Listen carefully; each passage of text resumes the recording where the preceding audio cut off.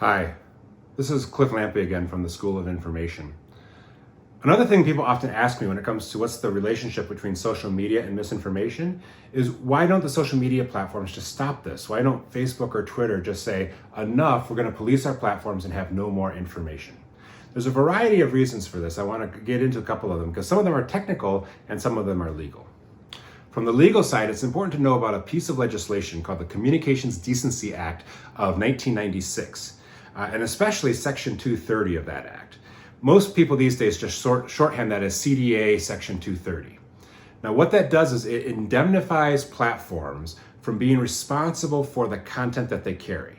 Back in 1996, there were not very many social media platforms, of course. It was to protect the big telecom companies from being responsible for anything people sent over the wires that they were using to deliver internet at that time. Because platforms like Twitter and Facebook were determined to be platforms and not services, they became under the jurisdiction of Section 230, and that means that there's no legal recourse to hold them responsible for the information that they share on their platforms. So that's the legal side of this. There's a really strong, well-tested law in the US legal system, Section 230 of the CDA, that protects platforms from being responsible for the content, meaning that there's no legal way to hold them responsible. The other effect of this legal protection that they have is that the platforms don't really want to be arbiters of what's true or not. We've heard Mark Zuckerberg of Facebook say this pretty often, where he doesn't think it's appropriate for Facebook to decide what is good information or what is bad information. All of the platforms have been struggling recently for what is the line where they define what is going to be misinformation versus wrong, simply, or what's misinformation versus being somebody's perspective or opinion. These are very fine details, and Facebook nor Twitter really don't want to be responsible for determining what's true for everybody. Partially because people get really mad at them when they do just try to decide to do that. So most of the companies now are deciding, Facebook for instance is deciding that something is misinformation if the information being presented is false and could potentially hurt somebody. Twitter has a slightly different guideline from that. Instagram, which is owned by Facebook, has a slightly different guideline from both. So all the platforms are making these decisions now. The other big challenge that platforms have is a technical hurdle. It's hard to imagine the scale of posting that occurs on platforms like YouTube and Facebook. On YouTube, for instance, more video is uploaded every minute than a person could watch in a year. Right? It's impossible for humans to police the amount of content that is appearing on these platforms. Facebook has hired 40,000 human content moderators across the world, and they are barely able to keep up with the reports that they get from other folks.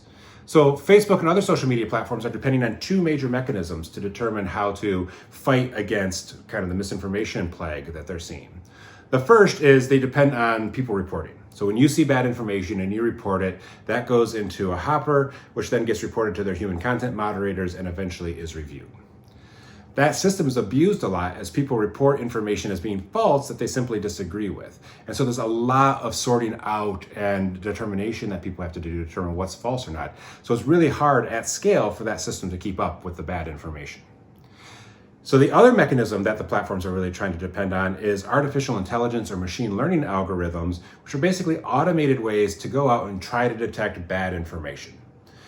So you can go out and you can see certain keywords, or there's different types of approaches that involve network approaches, who's retweeting whom, or who's connected to which site, or who's also posted here. There's a lot of different ways to do that. All of them right now are still pretty bad. So all of the machine learning mechanisms, the automated robot ways of determining bad information that the platforms have, still aren't that great. And so the platforms are really struggling with how to make that work for them. So those are the two major reasons why platforms can't solve this problem for themselves, right? One is a legal one. They simply don't have the incentive to do so because they don't want to be arbiters of the truth, and there's no legal recourse to force them to do that. The second is a technological hurdle. They work at these absolutely massive scales, and at those scales, human moderation can't keep up, and machine learning moderation or robotic moderation still isn't sophisticated enough to really solve the problem.